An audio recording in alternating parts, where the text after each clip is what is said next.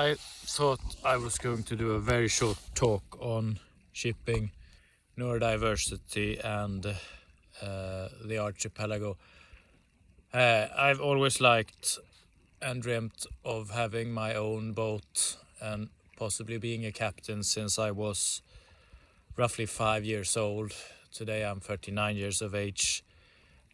When it comes to shipping and neurodiversity, I think many autistic people might be interested in things such as ships and ocean and the archipelago, though it must be noted in my case that I'm also interested in many other things like teaching and sociology and whatever. But if we were to look at different neurodiversities in shipping, what a neurodiverse person could do in a shipping company, it would be different. Perhaps someone with Asperger's could possibly be a machinist or a captain or something like that.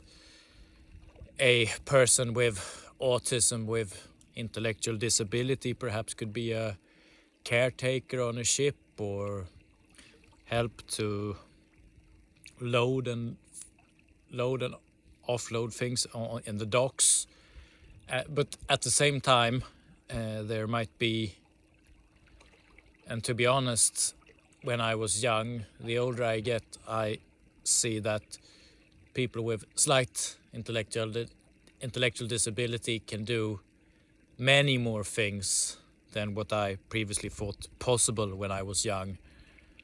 So I won't rule out that people with autism and a slight intellectual disability can do much more in the shipping industry than what I or anyone else would think ever be possible.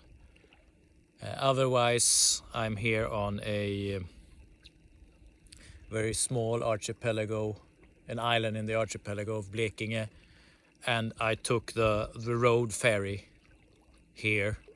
I took the train from my home, which is roughly 150 kilometers from here. But if I were to include, I am also a neurodiverse grassroots labor politician, though most things I post and say are only as a person with a disability and a private person with a disability and nothing else. If I were to say anything on social democracy, social engineering, and Sweden, the road ferry here didn't cost me a single thing because it was paid by the taxpayers' money. This road ferry is for the people on this island that commute to the mainland every day. But it's good that I as a tourist can take the ferry, because I've been a job seeker for 4 years and I'm not very rich. So I'm very happy that these kinds of free ferries run by the Swedish Department of Transportation exists, because they're also good for tourists, and they're also good for the tourism industry in general, because then tourists can take a free, because for tourists it will really be free. I still pay taxes even though I have my unemployment, so in some ways I will have paid the trip anyway here. But for a tourist coming to Sweden that's not a Swedish citizen, it'll also be a free trip. And I think it's good, because not all tourists are very rich either. And the last thing I was going to say on neurodiversities in shipping is that perhaps someone with ADHD could be a booking agent in a cruise line, or perhaps an entertainer in a cruise line, or having social roles in shipping where you deal a lot with people. I can ferry a small boat without having to use ADHD medication, and I concentrate fairly well when I don't deal with lots of people. That's when I get most hyperactive. So I could run a small shipping business and possibly captain a small boat, though I don't think I could fulfill the requirements of running a large ship such as this road ferry due to my ADHD. However, I could also imagine working in some kind of customer and teaching role in a cruise line or a ferry company. Perhaps perhaps not the one that's the most. I'm always nice and courteous, but perhaps I'm not the most uplifting party person. But perhaps I could teach the children something about ferries or whatnot in a cruise company, or teens, or why not neurodiverse teens who wants to know a bit more about shipping. That I could do, and give directions, things so on, when a patron would come and ask where are the toilets, and how do I find the nearest port, and what can I do in this port, and so on. Some people with ADHD are really party persons, and that's a good thing.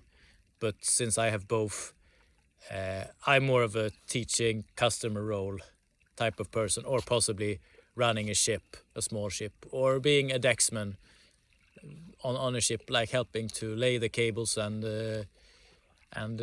help when you go ashore and so on. So, and of course there will also be roles. I don't have dyslexia myself, but of course there will also be roles for people who have dyslexia, like working in the dock and working on the deck and so on. Of course, these people with dyslexia can also be captains with the right accommodations. So, but dyslexia is also a very condition that varies a lot. So it'll be depends. But when I was younger, and especially in the 50s, when dyslexia was not as known, and it was difficult to get accommodations in schools, perhaps young Swedish dyslexics and neurodiverse people went to sea if they didn't pass school and got the training, and perhaps it was easier for them to get a job ashore when they have done something in the sea in the 50s to the 70s and 80s, where you didn't have to have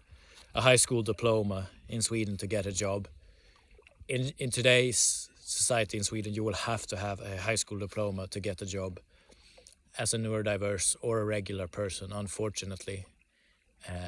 But perhaps some shipping company could help neurodiverse people to gain job experience if they just finished high school or whatnot, as a good way to learn practical skills. So that was all I wanted to say today, and thanks a lot. Bye-bye.